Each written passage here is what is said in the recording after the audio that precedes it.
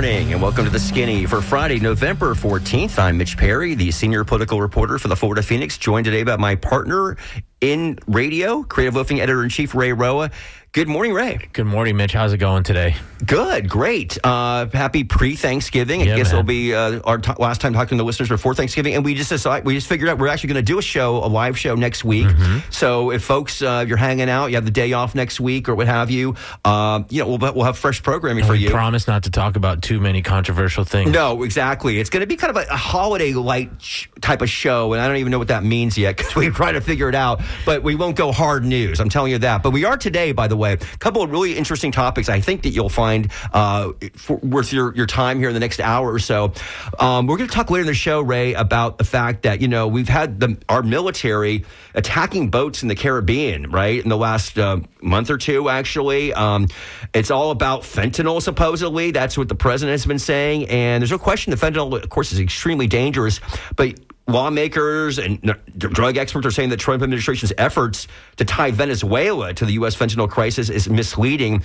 For one thing, fentanyl used illegally in the U.S. does not come from Venezuela. So we're going to talk later in the hour with a drug historian about the various war on drugs that the United States government has perpetuated over the decades, or not centuries, and how often that's proven to be folly. But first, let's talk about something that is very important. And, of course, the government shutdown finally ended last week.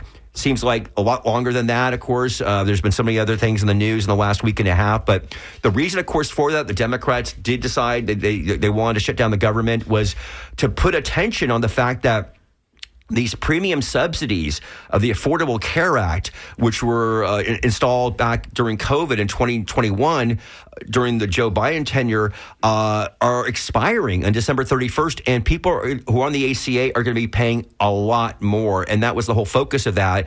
And we're going to talk about that now and what that all means and the specifics of that. And joining us right now via Zoom right now is, in fact, our guest today. That's going to be Scott Darius. He's the executive director with Florida Voices for Health, a nonprofit healthcare advocacy organization. Scott, good morning.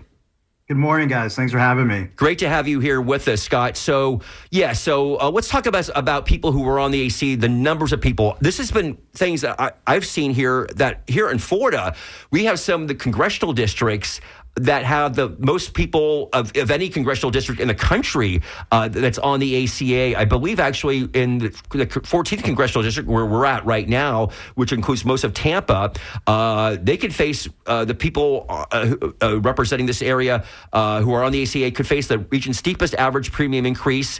We're talking about 98% increase. The Florida's 15th congressional district, which includes parts of Hillsborough, Pasco, and Polk counties, second in the area at 93%.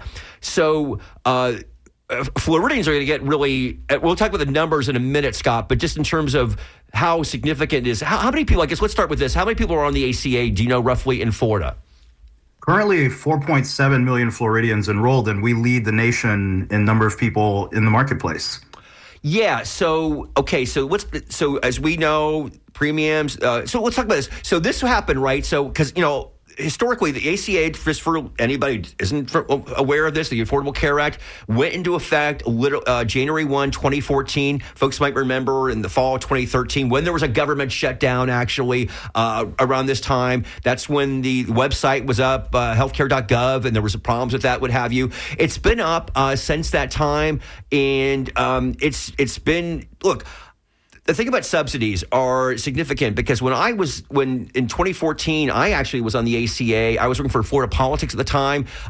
Didn't get health insurance, so I had to go out on my own to get that. And, I was making decent money. So the fact was, people, depending on your salary, you're not going to get a big subsidy if you make X amount of money. And that changed in 2021 where, because obviously a lot of people were out of work, what have you, the government came in and added a subsidy there, or subsidies. Can we talk about the numbers? How significant was what happened in 2021? It was pretty huge for the state, right? And I think speaks to a couple of things. But just to take this step back and look at it historically, since the beginning, Florida has always led in overall enrollments in the marketplace, right? I think in that first year it was somewhere a little over 1 million. And then we, in the years since, have been around 2.5 million, creeping up to 3. And then, in 2021, there were these enhanced tax credits. So there were always tax credits available, but they were enhanced as a result in 2021. And we just saw a huge number of people jump onto the opportunity to enroll in coverage. And it was at that point, we jumped from about 3 million up to 4 and now at 4.7. And I think that speaks to something that's been true in this state for a long time. And that's just how badly people need access to care. That we've had so many unaffordable options, right? I think people making above 400% of the poverty level. So folks who are working, folks who are pretty middle class, everyone in the last few years, I'll say that has felt the squeeze of the cost of living, right? That it's just become harder to fundamentally afford all the things that we need. And that's regardless of what you earn, unless you're clearing a couple mil a year. You're probably feeling the squeeze the same way everyone else is. And that's why you've seen so many people take up the opportunity to get coverage in the marketplace. It was affordable for this thing that's so critical to all of us and our kind of security, mental security, right? And how we live. To have that access to coverage was a big deal. And Floridians, by and large, took up the opportunity to do it. Now, one of the criticisms I've heard from Republicans about the fact that this deadline is coming up is they say, well, it's the Democrats who did this in terms of, the subsidy was limited because obviously these are tax dollars that are happening here. So in terms of what they could get passed in 2021, there was a deadline on this in 2025. I think part of the idea is, of course, that we would have recovered from COVID, which we have as a society, certainly. So everyone did know for a while that this deadline was approaching here. The question is, in terms of politically, of course, the Dems realize this is an opportunity here to put shine a light on it, which is what they're doing now. So the significance of what people will be paying higher. Again, I mentioned these numbers. I don't even know what they mean, though. We say they're going to be paying, 90% higher. That's, in terms of the districts here. But do we have an average, roughly, of what it's going to be for people? I mean, obviously, it depends on how much you make in terms of what you'll pay. But how significant are these? It's going to cost for people who are on the ACA right now, or January 1st, as opposed to right now?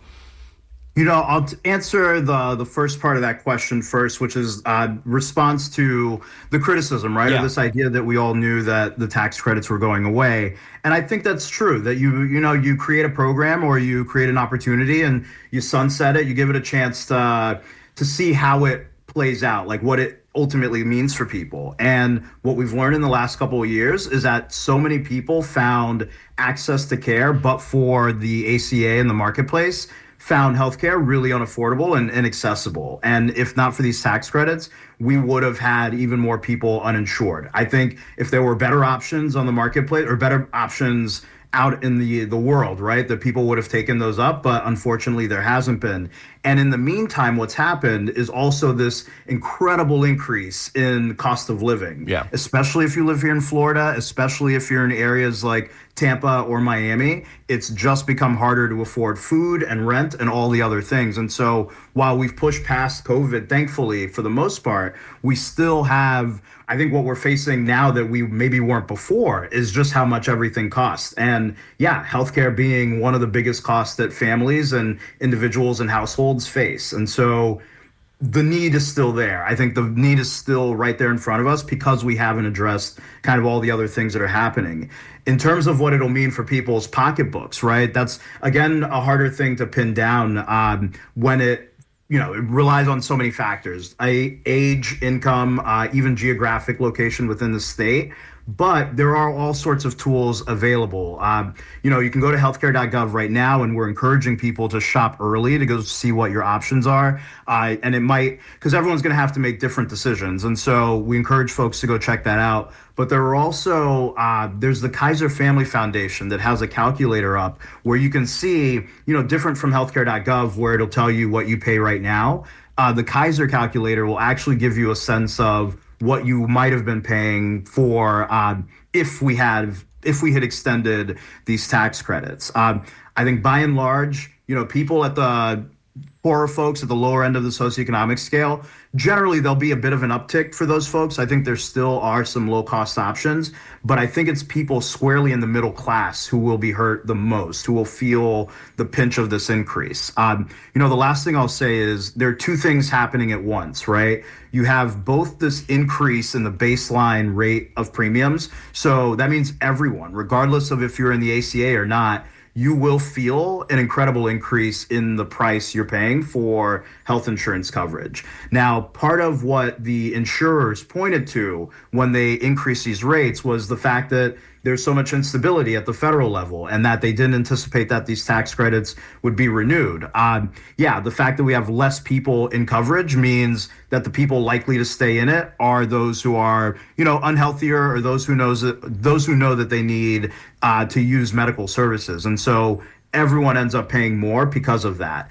That's happening simultaneous to losing these tax credits, which help people, to afford it.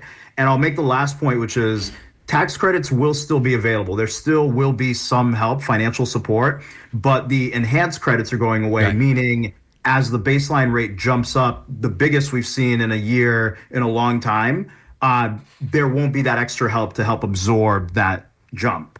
We are speaking with Scott Darius. He's the Executive Director of Florida Voices for Health, talking about these premium subsidies for the Affordable Care Act, which are expiring at the end of next month, at the end of this year.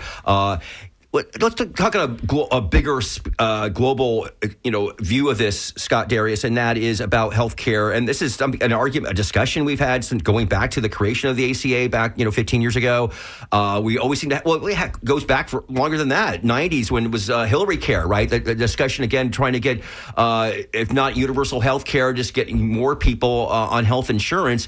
And that is, yes, we've got inflation right now, but why is it always, costs are always going up higher when it comes to healthcare? It always is. I mean, I get it. I guess you look at inflation too. Certain things that have gone up in the last few years are never going back down to below price. That's just the way the world works. But nevertheless, this overall issue of healthcare in America is such that it just seems like. I don't know. Now I'm reading about, now we've got, what is it? These new GLP-1 specialty drugs. And now we're talking about tariffs. There's always something that's even adding more to the cost overall. Yeah, that's a really great point you make. Just that healthcare costs have continued to go up over time, right? One quick point I'll make is that in terms of since the ACA has passed, while we've seen healthcare costs continue to increase, it has increased at the slowest rate that we've seen in a long time. I think this 1 year jump that we're seeing now in baseline rates is because of all the instability that we've introduced, when fundamentally we had at least the growth part of it under control. I think we were at least at a place where the conversation should have shifted to how do we now start to reverse cost overall, right? And I think part of what drives that increase, that steady increase, and now the even bigger ones, is that we have such an inefficient system, right? We have such a bifurcated isn't the word, but it's a lot of independent parts, a lot of moving parts that we've piled on to each other, as opposed to taking the step back and thinking about how we can do this more efficiently. I think what we're learning in this time, as we see these costs jump, is one, this idea that we're all connected, right? I wish COVID had taught us this lesson, but it feels like one that we missed the first time. But now in this situation, you can see how once those costs go up and healthy younger people decide, hey, this isn't a cost I want to keep on, and they leave the risk pool, what's that leave? The rest of us paying much higher rates for our health coverage, right? And so we can all walk through this world insisting that we're independent of each other, but really we're all, whether we know each other or not, whether we're complete strangers to each other, we're all dependent on each other and connected, and especially in some of the systems that we built, and especially when it comes to healthcare. So we just fundamentally haven't taken that step back to reevaluate the patchwork programs that we've put on top of each other to say, hey, is there a more efficient way to deliver care? What if we get people preventative care before these things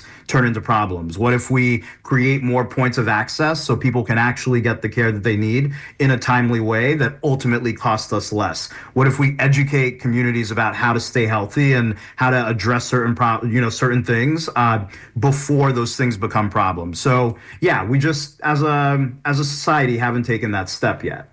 Scott, you talk about the connectedness. I'm wondering how much light you can shed on how these cuts might affect hospitals, specifically safety net hospitals. I imagine they're already starting to slim back, anticipating a loss of revenue. But how does it affect the viability of these hospitals, and how will it affect patients coming to those hospitals? Yeah, right. You think about hospitals and providers, and I think everyone's going to face the same thing, both rural hospitals, smaller hospitals, and some of the bigger health systems, right? If you see patients who are covered by the ACA, what you will experience, right? I think Kaiser Family Foundation estimates that 1.4 million Floridians will be priced out of the marketplace altogether.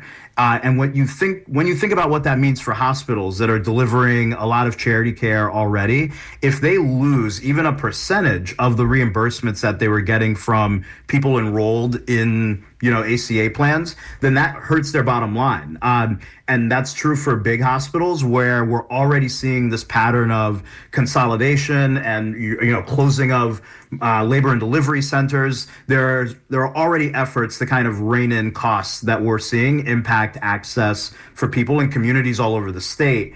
But you think especially about those more vulnerable hospitals, the safety net providers, rural hospitals in particular, where the numbers are already stacked against them, where they're dealing with a higher number of people who are uninsured already, or a higher number of people enrolled in Medicaid, where the reimbursements are incredibly low. It's the ACA reimbursements that have helped to buoy folks at all. And so to lose that on top of some of the other cuts that we're seeing in the healthcare system, particularly through H.R. 1, I think puts, Florida's entire healthcare system in a bit of a precarious position. Again, if you're just tuning in right now, it's 22 minutes after the hour. You're listening to Skinny here on WMNF. I'm Mitch Perry with Ray Rowe. We're speaking with Scott Darius. He's the Executive Director of Florida Voices for Health, speaking about the expiration of the enhanced subsidies for the Affordable Care Act, which go away at the end of the next month. So let's talk about what could possibly happen here. John Thune, the Senate Majority Leader, did say that was part of the deal to finally end the shutdown was, hey, we'll do something about this. We'll have a vote on this. They're so far away from coming up with anything concrete. But where's the president on this? Well, November 8th, he put out on Truth Social that he said, quote, I'm recommending to Senate Republicans that the hundreds of billions of dollars currently being sent to money-sucking insurance companies in order to save the bad health care provided by Obamacare be sent directly to the people so they can purchase their own much better health care. He went on to say, and have money left over. In other words, take from the big bad insurance companies, give it to the people. And basically, Rick Scott, our senator, retweeted that and said, "Totally agree, POTUS." So Rick Scott, he was on Face the Nation last Sunday, Rick Scott, of course, former healthcare executive, and we know the history there. But the point is that he kind of look at him as an expert, whatever. So he came out yesterday about healthcare. So he came out yesterday with his alternative, and he's calling it his, quote, more Affordable Care Act. And it's going to, I'm going to read from the press release. It enables Obamacare customers to use a Trump Health Freedom account that resembles a health savings account or an HSA. This legislation would let the enhanced subsidies expire as scheduled at the end of the year and allow states to apply for a waiver so consumers could gain access to the, quote, Freedom accounts, which would include all the funding a consumer would be eligible to get from the original Affordable Care Act subsidies, which will remain in states that do not have a waiver. So Scott Darius, I guess, health savings accounts, we could talk about that. Basically, of course, that is, giving money directly to people. I know I've heard that this is, not good for people, certainly lower income people.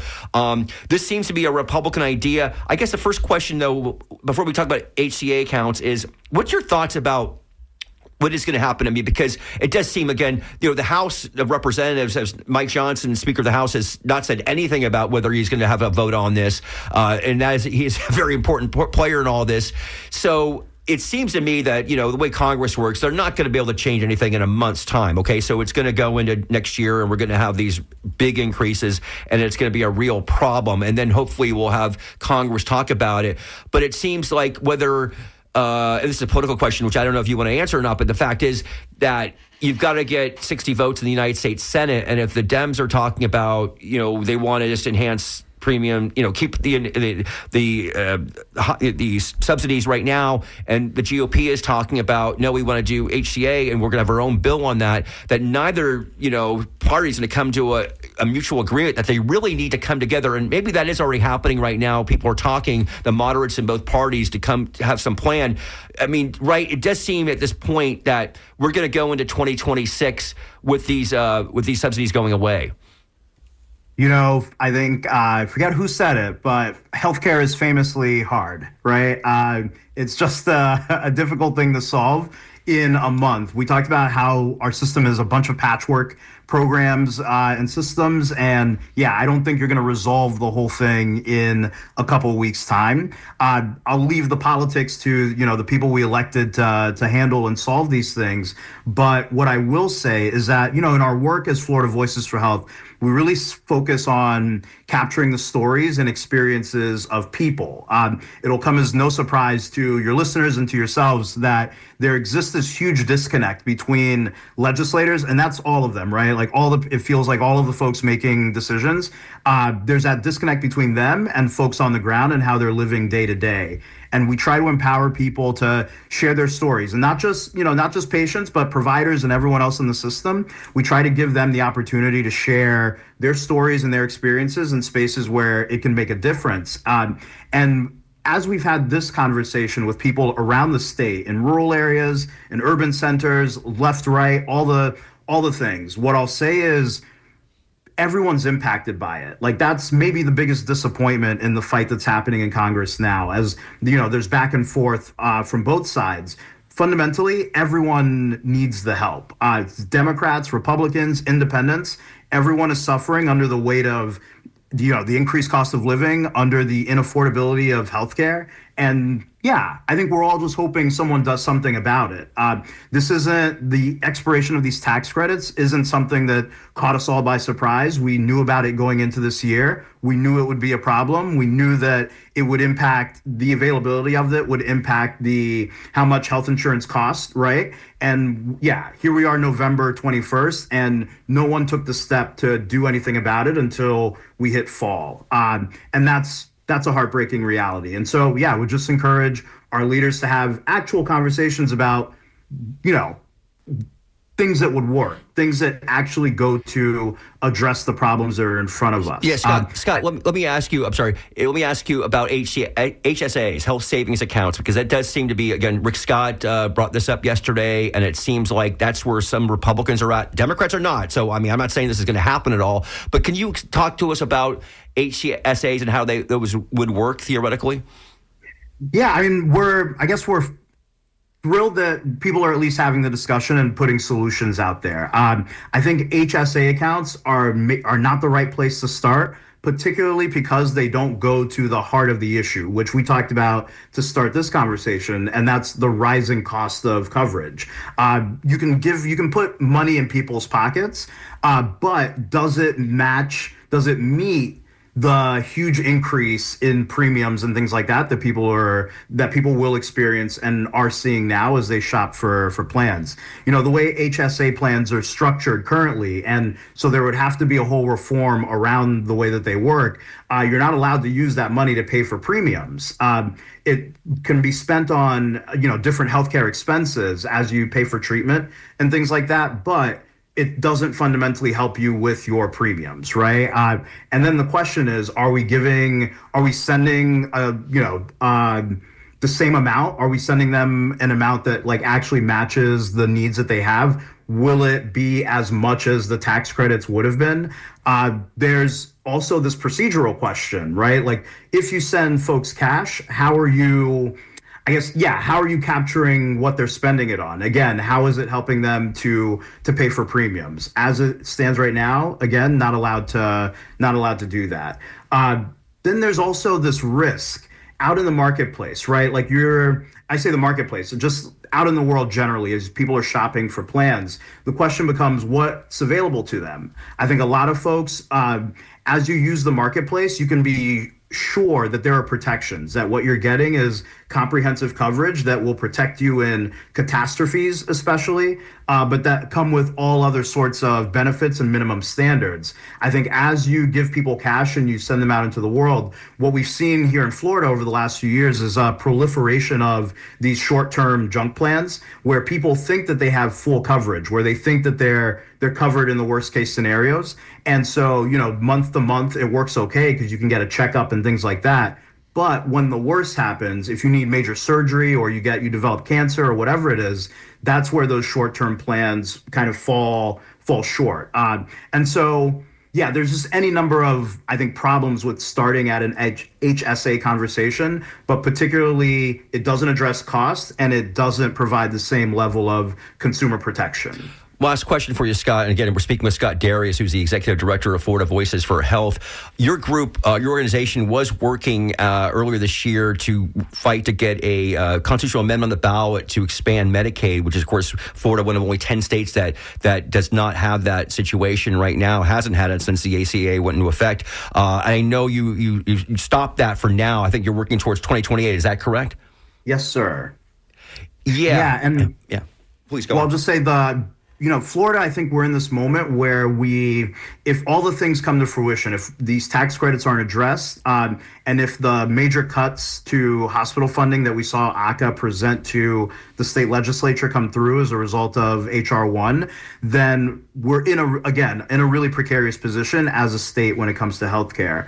A big part of that problem is that we haven't expanded Medicaid, and of the 4.7 million people we have enrolled in the marketplace, almost over half of them, 51% of them, are actually below 100, are earning below 138% of the poverty level, meaning these are folks who would be eligible for Medicaid expansion had we taken that up as a state. And so, yeah, it feels like we're at this moment where we will be paying for the short-sightedness of a lot of decisions to not increase access to care, where we would have saved money as a state, we would have provided more care, had healthier people, a healthier workforce, and we skipped out on all of that. And it feels like this is a moment where all of it will come to the forefront. There is still this opportunity to support Medicaid expansion, and I would encourage folks to check us out at floridadecideshealthcare.org. All right, we'll leave it there. Scott Darius, Executive Director of Florida Voices for Health. Thank you so much for joining us here on The Skinny.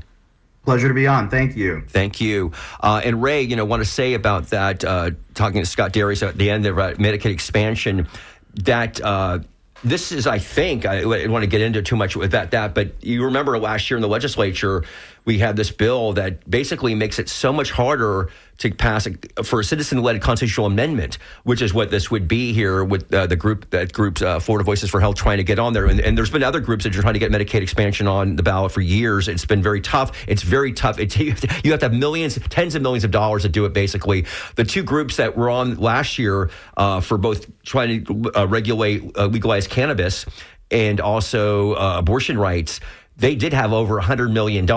As we both know, they came in short, got over 50%, but got less than 60%. And then the legislature came back. Ron DeSantis did all these shenanigans to try to make sure that didn't happen.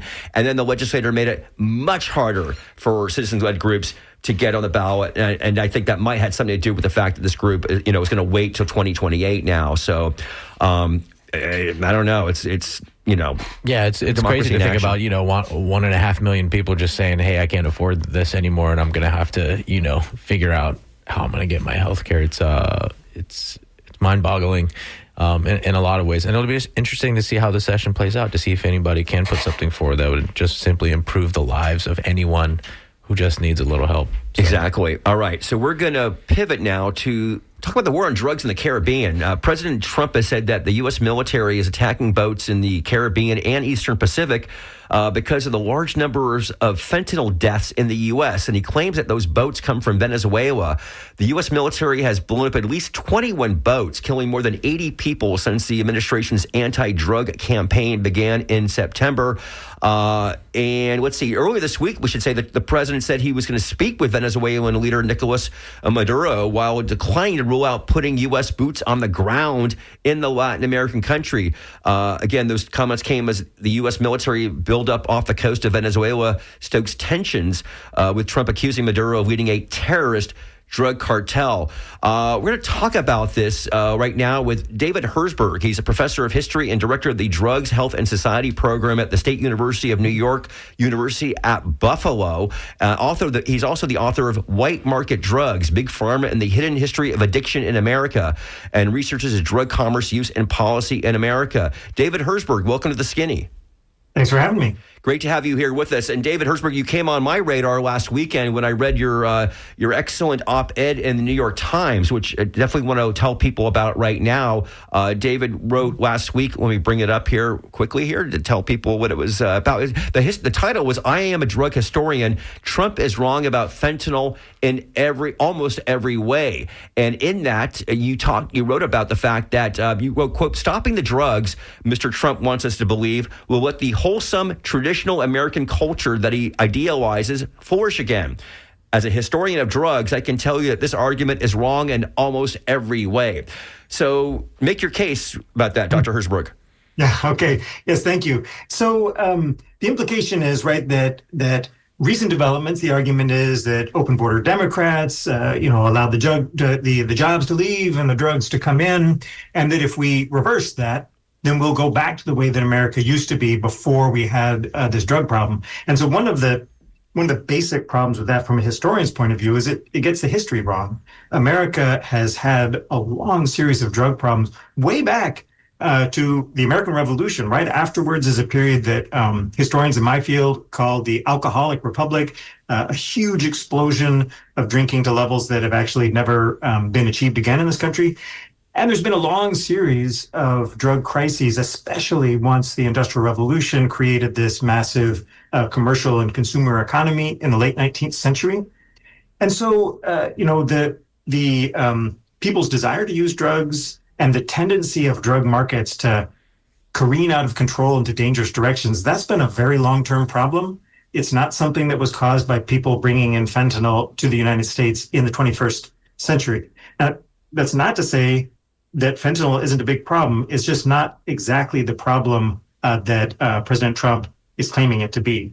And so if you have as your goal with a policy to if your goal is something that's kind of imaginary, right? Like we can return to a time when Americans didn't use drugs, then your policy is not going to be effective. And go through in a lot of detail in the piece about just why trying to stop foreign drug supply chains hasn't been effective, and really specifically has been incredibly destructive in the Americas. The U.S. pays a price. You can definitely argue that countries to our south pay a bigger price for those policies. Yeah, absolutely. You mentioned this here, but you're right that the first drug crisis came in the Gilded Age of the late 19th century. In the unregulated buyer beware markets of that era, sales of pharmaceutical morphine, cocaine, and heroin rose precipitously. Addiction rates skyrocketed, mostly among the white propertied class of Americans who had ready access to a doctor. And you go in and talk about, basically a lot of the history of this, whether it's the waves of heroin addiction in major cities in the 50s to the 70s. And those certainly made headlines. And then, of course, we've had this whole opioid crisis, really, so in the last 20 years or so. Let's talk about fentanyl, though, if we could, because that is something that's emerged, right, in the last, I don't know, maybe longer, but I'm aware of it in the last decade or so. And I know the numbers have come down, thankfully, recently in terms of the data about overdose of opioids. But still, it's been huge. And in fact, let's go back. I think actually, the CDC says that in February they predict a nearly 24% decline in drug overdoses in the U.S. over the 12 months from October of 2023 to September 2024. Data show that about 87,000 drug overdose from October 23 to 24. It was down from 114,000. So that's good news. But this epidemic of the opioids in this country and fentanyl, let's just stay with fentanyl. Like, how did that emerge? Okay, because that wasn't a thing we were talking about 10 years ago. Yeah, let me just make one really quick point there. What didn't happen while those overdose rates were going down is that we didn't conquer some foreign country that was supplying us with fentanyl. So in other words, we could return to it later. Why did those overdose rates go down at that time if it wasn't stopping villainous traffickers? But where did this start? Yeah, it's a good question. And this started with a classic United States, what I call white market drug crisis. White markets are the legal pharmaceutical / medical markets that sell you the drugs that are in your medicine cabinet. And I mean, specifically psychoactive ones. They sell antidepressants, they sell anti-anxiety, they sell narcotics for pain. And these markets are widely dispersed throughout the US. And over the course of the last 150 years, there's a kind of a cat and mouse game between pharmaceutical manufacturers and the companies that sell those drugs, and the regulators that try to keep the markets working for the good of the consumer instead of for just the profit of the people selling. And so every once in a while, that cat and mouse game gets out of whack, and you have a huge crisis of drug companies essentially flooding communities with their products. And you mentioned the one in the late 19th century with morphine and cocaine and heroin.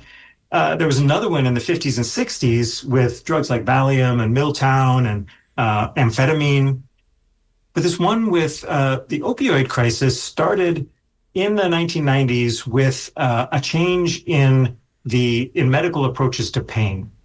Now, undertreated pain is a really significant problem. Many of us know people who deal with chronic pain. It's not, nobody was imagining that we needed new and more effective approaches to handling chronic pain. And there was a medical movement of people started really after World War II, thanks to all the injured veterans who were dealing with these kind of chronic pain. And this movement in general was not in favor of more drugs for pain. As a matter of fact, they tended to say that throwing pills at the problem was disrespectful and avoided the real resources and hard work that these people needed to have to improve their lives. But there was one part of this pain treatment movement that was focused on opioids, and this was the part focused on end of life care, especially with cancer. And in that one area, the fear of opioids in medicine, which had started way back in the late 19th century with morphine and heroin, and that lesson had been really well learned. Everyone was super cautious. And the people looking at patients who were literally dying in the last stages of life were like, these people need pain care, and there's no risk that they're going to become addicted. And so they were pushing for more opioids. And among that group, there was an even smaller group, really started with just a few influential voices who were saying, if the folks about opioids were wrong about one aspect of their addictiveness and if they're used as medicine, maybe we need to reconsider the whole thing. And at that point, a conversation might have been had amongst experts, a careful conversation to test out this new idea and really experiment and see what role opioids could play. But that's when the pharmaceutical industry pounced, starting with Purdue, but then a whole bunch of others. They said, aha, there's people saying things that we like. Let's give them lots of money. We're going to give them great visibility. We're going to give them a megaphone. We're going to get them more and more influential positions in the specialty organizations around medicine. And the result was over the years of the 1990s and into the early 2000s, a great relaxing of the regulations that had restricted medical use of opioids. So you got a huge increase in people being prescribed opioids. So huge that the communities where these folks lived sort of got flooded with pills. So that, when I was a kid in high school, if it was the weekend, you knew that people knew how to get cannabis or beer or something like that. In these communities, pills like powerful opioids might have been even easier to get, for a 17-year-old than those things. And so you had a huge spike in addiction, and it took place in the places where that had the best access to medical care. And that means places in this country that are largely white. It took place, in areas where if there wasn't enough affluence to see physicians, there were social safety nets that were robust. And the industry also targeted those areas specifically because we just had this huge addiction crisis related to crack cocaine, which was very famously located in central cities. The markets were located in racial minority neighborhoods. And so addiction had come to be associated with those places. And so the drug industry was like, if we're going to try to convince people that opioids, which have been known as addictive for thousands of years, if they're going to believe us that these are actually not addictive, we need to use every trick in the book. And one of those is we'll only sell them in really white areas that are kind of rural or suburban that don't look at all like those central cities where crack was. So that's just the first step. You have a generation of young people. Sorry, I'll heat it up. Yeah, I just wanted to, again, remind our listeners who we're talking to right now. This is David Hertzberg. He is a professor of history and director of the Drugs, Health, and Society program at the University of Buffalo, talking initially about what's going on with President Trump bombing boats off of Venezuela and threatening to go to war in Venezuela about fentanyl. But Ray, you wanted to throw in a question? Yeah, Dr. Hertzberg, I didn't want to knock us too far off of the drug conversation here, but here locally in the Bay Area, we recently had a few dozen protesters out on the street, generally protesting, another conflict. Their argument is that this isn't about drugs, it's about oil. How much does that argument kind of miss the point that you're trying to make here? Do you think that's true? How much can you say about that? Yeah, so there's been a long tension in American foreign policy between the stated goal of shutting down non-medical traffic in drugs. This has been a century-long stated goal, but there are oftentimes the drug policy gets sucked into or used by other kinds of foreign policy goals. So that in the 50s there were opium and heroin coming from parts of Asia that were not connected to communist China, but because it was better to blame communist China for that, that's where the policy focused. And this kind of thing happens a lot. So in this case, as far as I'm able to tell, Venezuela is not a source of drugs in the United States, fentanyl or otherwise. If you read the UNODC, the United Nations Office on Drugs and Crime, their 2024 World Report, I searched for the word Venezuela. It doesn't show up once. So the idea that we can sort of eliminate the idea that it's really about drugs if we're targeting Venezuela. What it is about, that's kind of outside my expertise, Sure. But it's not an accident to note that this is like a politically left leader that is opposed to President Trump. I want to go back, if we could, and you gave a great perspective about how we led up to the whole opioid crisis. About fentanyl, going back to that, though, because that is the drug supposedly that why Trump is, bombing these boats, and is, again, the how that came about. I know I've read, certainly the precursors come from China. Maybe it mostly comes across the Mexican border in America, where we're getting it, But again, how did it become a thing? I mean, I remember a few years ago where it was scary because people were getting it in their other drugs, and that's where you had things like fentanyl strips. Just because people were dying when they didn't intend to do anything so severe as that. But then you got, I know in my hometown of San Francisco, you did literally have a big problem there, open drug camps and people doing fentanyl. How did this become such a thing in America in the last decade? Yeah, well, so let me just pick that story up. I'll try to be more a little efficient. But so you had a whole generation of people who had become addicted to opioids in the late 90s, early 2000s, and they did not live near the markets where heroin was sold. When authorities said, "Oh my God, we got an addiction crisis, we need to shut off. We need to have pharmacists not sell to people who are coming to refill their prescriptions too soon, or people who are doctor shopping," so they shut out people with addiction from those white markets. But those guys were still incredibly motivated to keep buying and using opioids. So they looked elsewhere. And that potential new market brought in new suppliers. And to telescope it a little bit, that moment of disruption in those illicit markets was an opportunity for new people to innovate. And they kind of did the 21st century thing. Like it used to be, you had a poppy field with peasants growing poppies and you send it to a central market in New York City. Well, why not look more like the 21st century? We'll use a synthetic product, fentanyl. It's, so much stronger than heroin. We don't need as much of it. And we'll send it to where the people are, just like you can order goods online now, even if you live in a rural area. So they brought the drugs to people where they were, but they didn't bring heroin anymore. They brought fentanyl because it's a better smuggling product. The research that we have indicates that people who used heroin or OxyContin at that time didn't actually like fentanyl. They wanted to keep using whatever drug they were using. So it wasn't like a consumer choice or they wanted a stronger opioid. That's just what was made available to them. But fentanyl is incredibly hard to package for safe consumer use. It's so potent that little errors in mixing it can create a product that is fatal, or you having some left over where you're mixing your other drug, that's enough to kill people. So that's how you had that shift. It wasn't traffickers who kind of targeted American consumers. It was this huge demand of people who wanted to spend money on opioids, and there was a vacuum. Nobody was willing to sell to them. That's when the fentanyl suppliers stepped in. Again, we're talking with Dr. David Herzberg. He's a professor of history and director of the Drugs, Health, and Society program at the University at Buffalo. Going back to what we asked a moment ago, and you said we wanted to get back to that, and that is that we've seen in fact opioid overdoses go down and statistically in the last few years, which is a welcoming sign, but still too many people dying of it. And as you mentioned, that that had nothing to do with like bombing boats off of Venezuela, off the coast there. But what's your thoughts about that in terms of what's been going on there? Yeah, I think there's a few different factors there. Some of them are cheering, some of them are pretty tragic. But like one of them is there is this movement of, I'm going to call them like street policymakers at this point. These are harm reductionists. You mentioned fentanyl test strips. Yeah.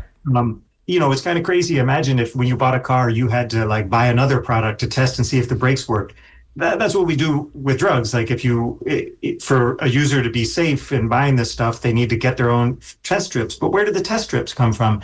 They came from this harm reduction movement that's really focused on protecting people who use drugs from the dangers in these kind of unregulated markets. And that under the Biden administration, those folks got a little bit of extra funding. Some of the opioid litigation sent some funding their way, and they're able to do stuff that helps prevent harm, like syringe exchange, so people use clean needles and don't get infection and other things like that. So that's one factor.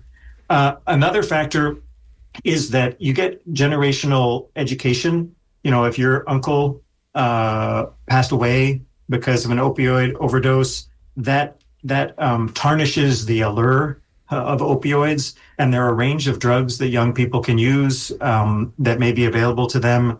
And if you've seen that devastation, it's been in the headlines every day, you do have that generational learning that may result in fewer people choosing to start. A more depressing one is a lot of people died. Okay, so these are a lot of people who used opioids every year, year after year, died. And they're not there to use opioids anymore, and so they can't die again. That's pretty depressing, but that's another big factor. Can you talk to me about this drug? Was it xylazine? Is that how you pronounce it? Xylazine. Okay, yeah, because that is now it's another thing here. I actually did a story the other day talking about our Attorney General here, referencing that, and also there's this 7-0. Are you familiar with that? Just a little bit. Okay, we'll get into that. But that's a thing that here at Florida, they're starting to crack down on that. It's a concentrated byproduct of the kratom plant, apparently. But yeah, we're sort of getting some derivations of these street drugs that at times seem pretty concerning. Yeah, so like I said, that when fentanyl first outcompeted heroin in those illegal markets, and the consumers didn't really like it that much, I didn't say why. Well, one of the reasons is that it's shorter acting than heroin, so you need to buy and use it more often. And when xylazine is put into it, it does lengthen the effect of the drug, which is a pretty major benefit for consumers when you think about having to buy, having to find a supply, trying to lead your life without being interrupted like constantly by needing to buy drugs. So so xylazine gets added, but xylazine is super dangerous. Not only does it also produce physical dependency and addiction, but withdrawing from a sedative, xylazine as a sedative, is way more dangerous than withdrawing from an opioid. You can have seizures. It can even be fatal in some cases. And it also had other health risks, like it tends to produce skin sores that can become infected, and it can also just knock you out cold and then leave you susceptible to crime. So this was a terrible development for public health, but it solved a problem that that market had created, which is the product being sold to consumers had serious flaws, wasn't good.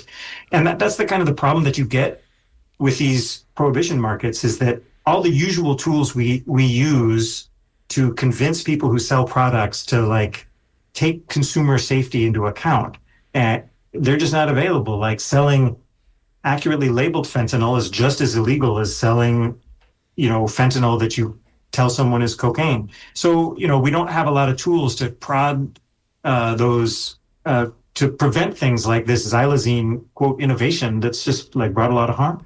We have a couple of minutes left to go. Doctor, did you want to say something, Marie? No, I wanted to ask you, Dr. Herzberg, your article, as Mitch mentioned, is amazing. The essay is great, but it is a 25-minute read. What does it sound like at your what does it sound like at your Thanksgiving table? Like, to the average person listening to this, if this subject comes up, are there any tips for them to navigate this conversation, how they can really simplify it down for Thanksgiving? Yeah, well, they shouldn't do it like me. I have a license to bore that shouldn't be used. I love it, but like, do people ask you about this when you get together with your family? Like, how does it go? Yeah, I mean, I start with it's better for people to be alive than for people to be dead. And even if you believe that people shouldn't use drugs, remember that dead people can't stop using drugs. So we all should have an agreement that life is better than death. And we start from that position. And, I try to be respectful. I understand people have a lot of different deeply held beliefs about drug use. And so I try to start in areas of common ground, like, a human life. We shouldn't be debating whether that's worth anything. Like, we're going to start with that. Yeah. The last minutes that we have with you, talk about the Trump administration and their policy on drugs, on the mainstream drug in this country right now, which is cannabis. The president talked about rescheduling that, or that was something that Joe Biden began doing, to take it out of a Schedule I drug, which associates it with some of the hardcore drugs in this country, to a lesser schedule, if you will.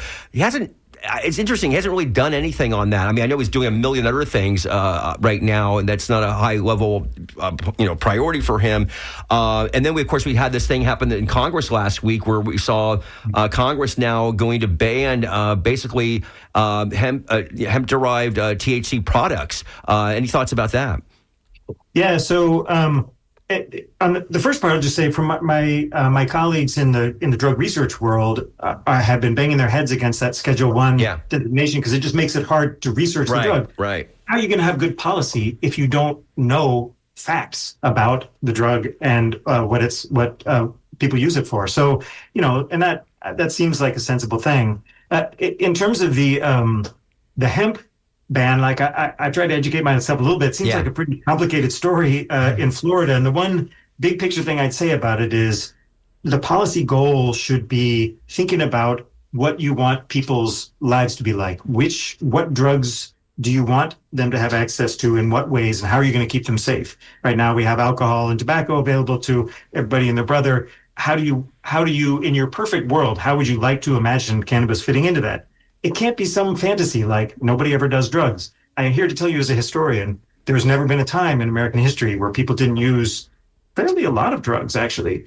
And so try to have a realistic goal.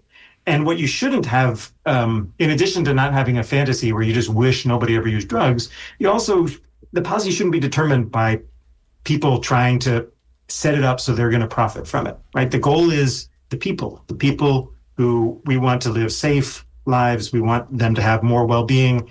And so if it's some battle between, this industry wants to make this kind of cannabinoid and this industry wants to make that kind of cannabinoid, that's not necessarily going to produce good public policy. You know what I mean? That, because profit shouldn't be the determinant. We want public safety. We want people to have decent lives. Absolutely. We'll leave it there. Again, Dr. David Herzberg, he's a professor of history and director of the Drugs, Health, and Society program at the University of Buffalo. Dr. Herzberg, it's been great to have you here on The Skinny. Thank you so much. Yeah, thanks for having me. And at the top of the show, Scott Darius, executive director with the Florida Voices for Health, talking about the Affordable Care Act and what's going to happen. When we flip this calendar over, Mitch, we just got a few more shows before the end of the year and the holidays. Next week, we're going to come together and have a light a lighter show. We're going to try to do that. So we'll do that. So thank you so much for tuning in to WMNF Tampa today. On behalf of myself, Ray Roa, and Mitch Perry here, Anthony Maduro on the phones for us today. Skip Sassy back on the boards. Thank you so much. It's great to see you. And I just looked over to my right side. Studio One, Joellen Schilke, the hostess who loves you the most, is here with art in your ear. Thank you so much for supporting your community radio station. We can't wait to talk to you again.